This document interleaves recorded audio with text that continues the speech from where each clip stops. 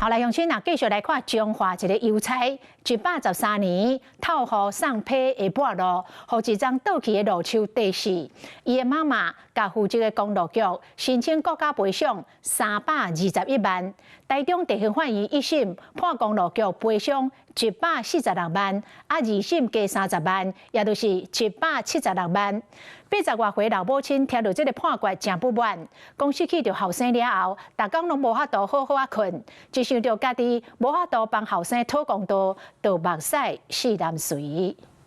我是一个囝，我是足艰苦的。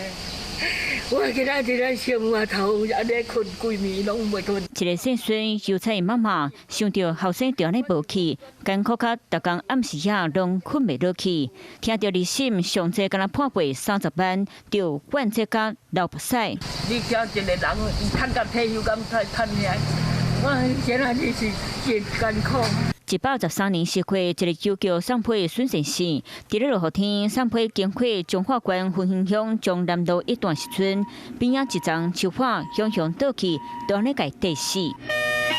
邮差的妈妈认为，负责维护路树的公路局无对倒去的树花做维护处理，申请国赔321万，法院一审判公路局赔偿146万。邮差的妈妈提起上诉，就算公路局主张已经尽全力维护树花，意外是人无法度控制的。不过法院认为，公路局落尾有去叫专家去刷掉有倒去风险的93丛树花，代表司法情是会当预防的。二审判公路局要搁赔30万，拢总176万。事先没有及时加固或移除，